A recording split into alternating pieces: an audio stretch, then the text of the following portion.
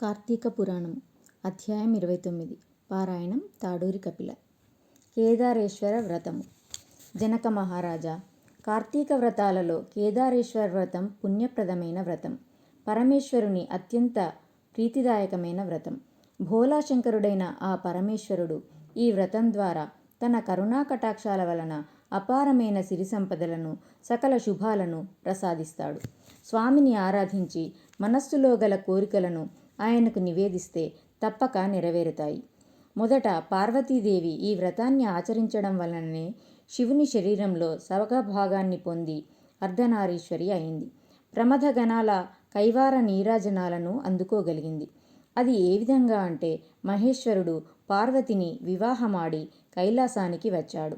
సుర గరుడ కిన్నెర గణాలు, నారద తుంబురులు, యక్ష గంధర్వాదులు, ప్రమథగణాలు అందరూ కలిసి స్వాగతం పలికారు. ఘృతాచి, తిలోత్తమ, ఊర్వశి, రంభ మొదలైన వారంతా చూడచక్కగా నృత్యం చేశారు. నారద తుంబురాదులు వారి అపూర్వ గానంతో పరమేశ్వరుని కీర్తించారు. అక్కడకు చేరుకున్న వారిలో ఏ ఒక్కరూ పరమేశ్వరునికి నమస్కరించలేదు. భృంగి బాగా ఆలోచించి అపూర్వమైన రీతిలో వినోదప్రధానంగా నాట్యం చేశాడు. అక్కడ ఉన్నవారంతా ఆనందపరవశులయ్యారు. పరమేశ్వరుడు తన వద్దనే ఉన్న పార్వతిని వదిలిపెట్టి లేచి వచ్చి భృంగిని వెన్నుతట్టి మరీ మెచ్చుకున్నాడు. అదే సమయంలో అక్కడి వారంతా శివుడికి నమస్కారాలు చేశారు. తనను ఒక్కదానిని వెలివేసినట్లుగా వదిలిపెట్టేయడం, అంతా శివుని చుట్టూ చేరడం పార్వతి మనస్సుకి కష్టం కలిగించింది. అసలు దీనికంతటికీ కారణం ఏమిటని పార్వతి శివుడిని ప్రశ్నించింది.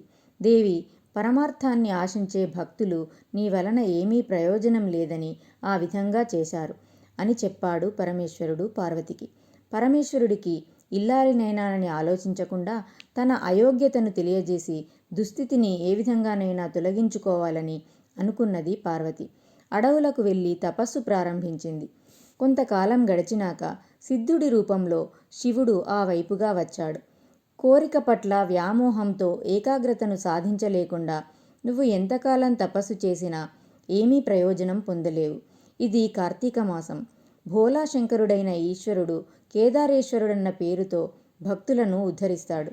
దీనినే కేదారేశ్వర వ్రతం అంటారు. ఈ వ్రతం చేసేవాళ్ళు నిష్ఠతో, భక్తితో స్వామిని ఆరాధిస్తూ తమ కోరికను విన్నవించుకుంటే అవి నెరవేరుతాయి. ప్రతిష్ట, ప్రగతి కూడా సిద్ధిస్తాయి అని చెప్పి అంతర్ధానమైనాడు. సిద్ధుడు చెప్పిన ప్రకారంగా పార్వతి తన కోరికను పరమేశ్వరునకు నివేదించుకుంటూ కేదారవ్రతమును చేసి శివునిలో సగ శరీరాన్ని పొంది పరమేశ్వరుని అర్ధాంగి అయింది. దీనినే కేదారేశ్వర వ్రతం కార్తీక నోము అంటారు.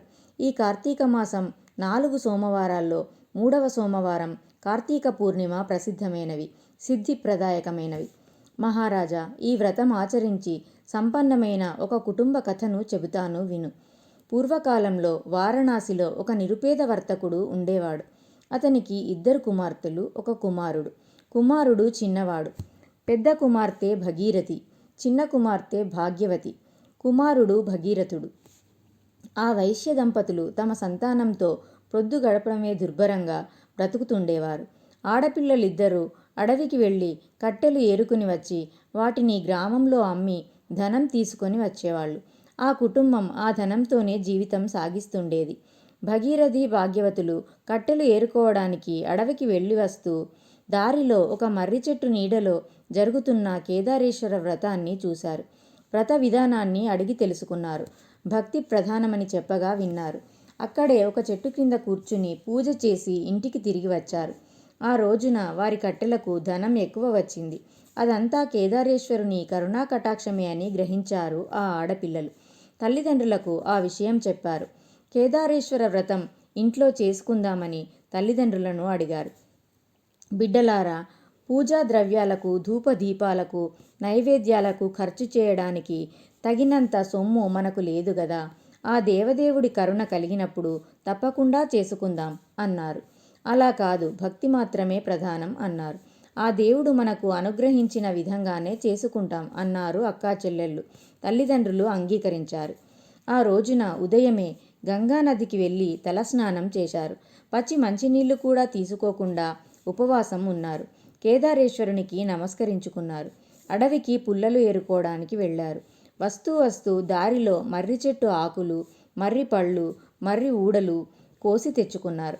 సాయంత్రం ఇంటి ముందర ముగ్గులు తీర్చిదిద్దారు. పూజ చేయడానికి వేదికను ఏర్పాటు చేసుకున్నారు. పరమేశ్వరుడి చిత్రపటాన్ని పెట్టుకున్నారు. గణపతికి నమస్కరించుకున్నారు. పరమేశ్వరుని పూజించారు. స్వామి, మేము నిరుపేదలం. ఈ మర్రి ఆకులనే తమలపాకులని భావించు. ఈ మర్రికాయలనే వక్కలని అనుకో. ఈ మర్రి పళ్ళనే బూరెలు అని భావించి స్వీకరించు. ఈ మర్రి ఊడలే తోరాలనుకో అని పరమేశ్వరుడికి వాటిని నివేదించారు. పూజ పూర్తి చేసుకుని తీర్థం తీసుకున్నారు.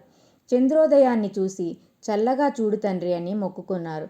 ఆ తర్వాత పుల్లలను అమ్ముకుని నూకలు తెచ్చుకోవాలనుకుని బయలుదేరారు.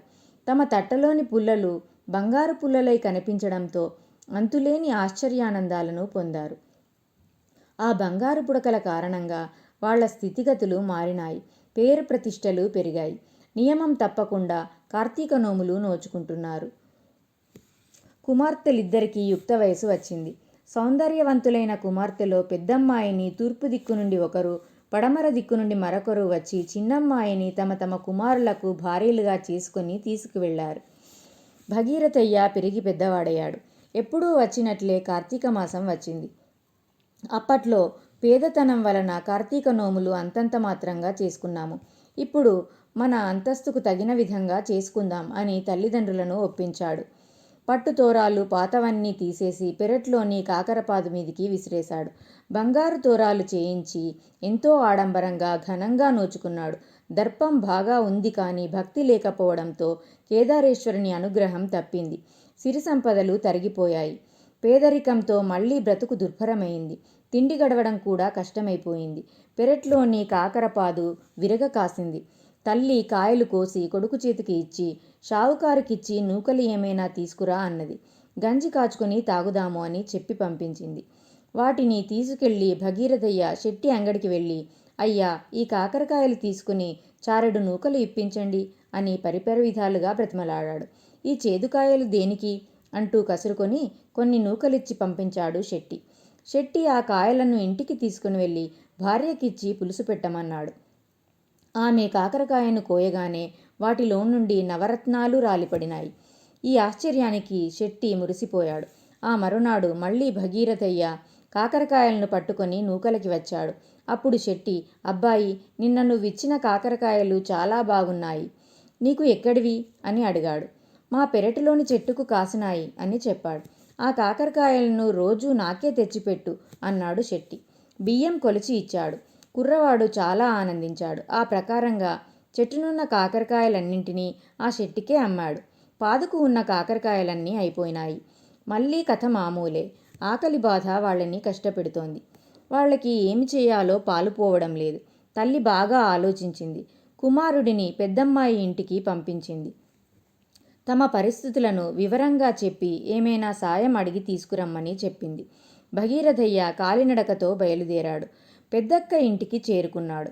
బికారిలాగున్న అతడిని ఆ ఇంటి నౌకర్లు లోపలికి రానివ్వలేదు. మేడ మీద తల ఆరబెట్టుకుంటున్న భగీరథమ్మ వచ్చి తమ్ముడిని లోపలికి తీసుకువెళ్ళింది. తమ్ముడి ద్వారా వాళ్ళ దీనస్థితిని తెలుసుకుంది. ఒక గుమ్మడికాయను లోపల తొలిపించి దాని నిండా వరహాలు పోసి ముచ్చిక పెట్టి బిగించి దానిని తమ్ముడికి ఇచ్చి, దీన్ని తీసుకుని ఇంటికి వెళ్ళి దీన్ని నీ అమ్మకే ఇవ్వు అని చెప్పి పంపించింది. ఏదో సాయం చేస్తుందనుకుంటే ఈ గుమ్మడికాయ ఇచ్చింది అని బాధపడుతూ బయలుదేరాడు. దారిలో ఒక గ్రద్ద ఆ గుమ్మడికాయను తన్నుకుపోయింది.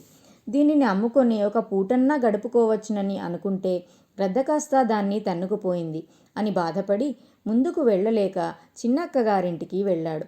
కాలినడకన వస్తున్న తమ్ముడిని చూసి వడివడిగా మేడ దిగివచ్చి తమ్ముడిని ఇంట్లోకి తీసుకువెళ్ళింది. యోగక్షేమాలను అడిగి తెలుసుకుంది.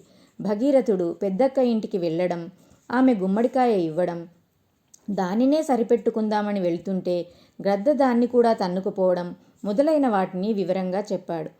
చెప్పినదంతా విన్న చిన్నక్క బాగా ఆలోచించి కాలిజోడులో మాణిక్యాలు పోసి కుట్టించి వాటిని తమ్ముడికి ఇచ్చి, వీటిని ఇంటికి వెళ్లే వరకు ఎక్కడా విప్పొద్దు, విడిచిపెట్టొద్దు అని చెప్పింది.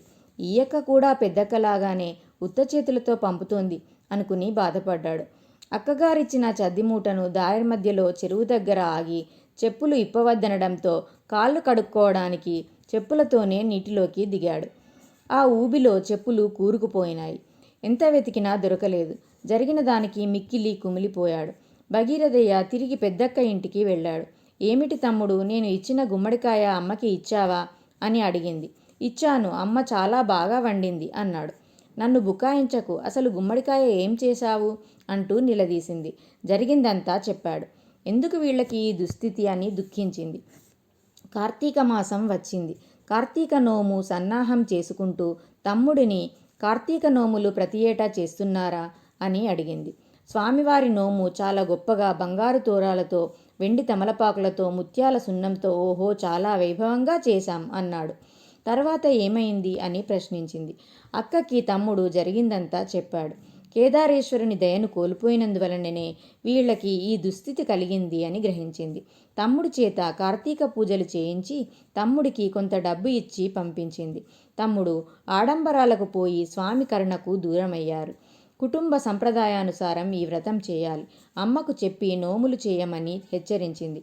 ఆమె మాటల ప్రకారం తల్లిదండ్రులకు కార్తీక నోము గురించి చెప్పి తాము ఇదివరకు ఎలా చేసుకునేవారో ఆ ప్రకారమే కార్తీక వ్రతం చేశారు. ఆ కరుణామయుని దయవలన పూర్వపు సంపదలు లభించాయి. జీవితం ప్రశాంతంగా గడిచింది. భగవంతుని పూజలో భక్తికే ప్రాధాన్యం, ఆడంబరాలకు కాదు. వైభవాల మోజులో, భగవద్ ఆరాధనలో భక్తిని కోల్పోకూడదని వీరి వృత్తాంతం మనకు సూచిస్తున్నది. ఇంతటితో 29వ రోజు పారాయణము సమాప్తము. ఓం నమః శివాయ. ధన్యవాదాలు.